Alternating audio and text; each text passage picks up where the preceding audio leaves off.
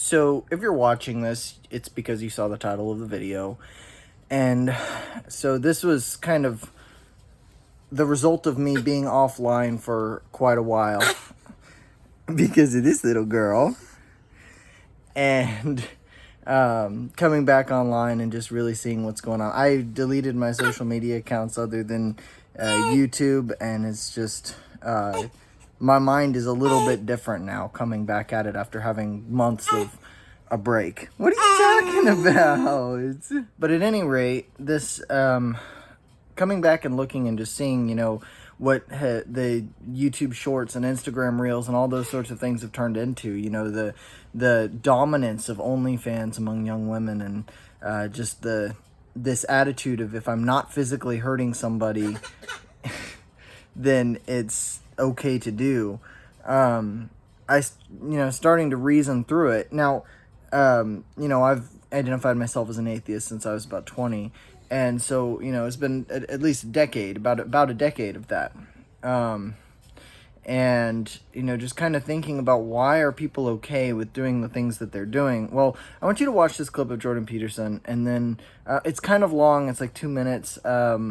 But I want you to get the full context, and then I'll kind of explain what I'm thinking. So I believe it was in Crime and Punishment, although he makes the same point in many of his books. He makes a very fundamental point, and this is the kind of point that I think that people who haven't investigated these matters down this particular literary and philosophical pathway never grapple with. Dostoevsky said straightforwardly, if there's no God, so if there's no higher value, let's say, if there's no transcendent value, then you can do whatever you want. And that's the question that he's investigating. And you see, this is why I have such frustration, say, with people like Sam Harris, the sort of radical atheists, because they seem to think that once human beings abandon their grounding in the transcendent, that the plausible way forward is with a kind of purist rationality that automatically attributes to other people equivalent value. It's like, I just don't understand that. They believe that that's the rational pathway. What the hell is irrational about me getting exactly what I want from every one of you whenever I want it at every possible second? Why is that irrational? And how possibly is that more irrational than us cooperating so we can both have a good time of it? I don't understand that. I mean, it's as if the psychopathic tendency is irrational. There's nothing irrational about it. It's pure naked self-interest. How is that irrational? I don't understand that. Where's the pathway from rationality to an egalitarian virtue? Why the hell not every man for himself, and the devil take the hindmost? It's a perfectly coherent philosophy, and it's actually one that you can institute in the world with a fair bit of material success if you want to do it. To me, I think that the universe that people like Dawkins and Harris inhabit is so intensely conditioned by mythological presuppositions that they take for granted the ethic that emerges out of that as if it's just a given, a rational given. And this, of course, precisely not Nietzsche's observation, as well as Dostoevsky's. That's Nietzsche's observation. You don't get it. The ethic that you think is normative is a consequence of its nesting inside this tremendously lengthy history, much of which was expressed in mythological formulation. You wipe that out. You don't get to keep all the presuppositions and just assume that they're rationally axiomatic. To make a rational argument, you have to start with an initial proposition. Well, the proposition that underlies Western culture is that there's a transcendent morality. Now, you could say that's a transcendent morality instantiated in the figure of God. That's fine. You could even call that a personification of the morality. If you don't want to move into a metaphysical space, I'm not arguing for the existence of God. I'm arguing that the ethic that drives our culture is predicated on the idea of God, and that you can't just take that idea away and expect the thing to remain intact midair without any foundational support. So even just about a year ago, faced with this argument, I would probably have said that's ridiculous, and been quite a bit more opposed to the idea in general. But the more that I think about it, the more it, I'm starting to see. This isn't me arguing that God exists or anything like that, and I haven't changed my mind on that question. But what I'm starting to understand is that people like Sam Harris or Richard Dawkins, or people that have spent an adequate amount of time, studying theology and religion and coming to the conclusion that, they don't necessarily believe in God, they generally speaking will, dig around and find a basis for their morals through philosophy and reason. But when you have a generation of people that are kind of born under the, with the assumption that there's no God for them to answer to, and therefore morality may be just subjective. I think that's different than those of us that had to reason our way away from religion.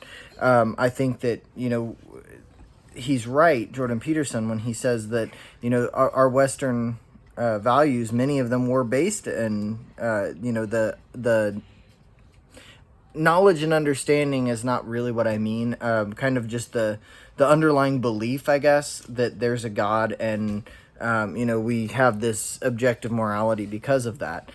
And, it's not to say, maybe it would be great that we have if there were objective morality, for those of you who don't believe that there's objective morality, maybe it would be great that there is. That doesn't make it true. But I think that Jordan Peterson's point that maybe, we act as though it's true in the West, and that makes it better. I think that is a valid point. But it's sad to me, coming back and looking at YouTube and, watching shorts and reels and things like that, and just seeing the sheer amount of just self-serving activity that has horrible long-term effects on kids, and I say kids, people who are 15, 16, 17, out there making decisions about, their gender and, taking hormone blockers and getting surgeries, and, girls who, barely 18 years old on OnlyFans, and, it just, pedophiles with the growing acceptance of things like that. They're getting more and more visible. They're out there, and they're not being opposed as much as they should. People are like, well, it's a sexuality. They haven't hurt anybody, therefore, they're okay. And that just, it blows my mind that people can think like that. And so at any rate, I came across this clip of Jordan Peterson talking about atheism, and I just, I had to kind of share my thoughts on it a little. And, as somebody who I still identify myself as an atheist, but, oh my gosh, like really just, oh my gosh, it's scary that, these people feel as though there's no, repercussions for what they do. There's nothing to fear. And just the whole meaning of empathy is lost on them. I personally believe that, empathy is a trait that we've evolved over time, and, it is the glue that holds our society together. But until people start understanding empathy in a deeper way and teaching their kids empathy, you can't teach your kids that there's no God, but not teach them empathy at the same time, and expect things to be held together in a lawful and moral, ethical way. Maybe our parents were scared into, being good by the idea of God and hell, and I don't agree with that, but at least it held stuff together, right? But now that all of that just kind of goes away and people are happily toxic. I saw this video of a girl just wearing a shirt that said, "Yes, I'm toxic, fuck you." And I was like, what is wrong with you? Like, what is wrong with people that they're acting that way? And maybe I just sound like a preachy old man.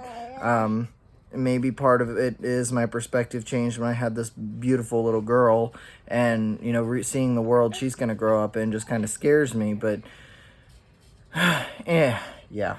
Anyways, there's that.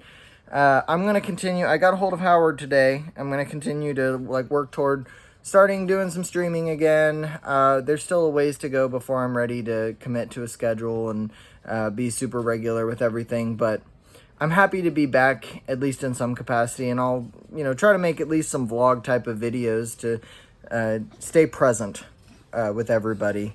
And I appreciate you all that stuck around to watch. Give it a thumbs up if you liked the video, and I guess I'll just see you next time.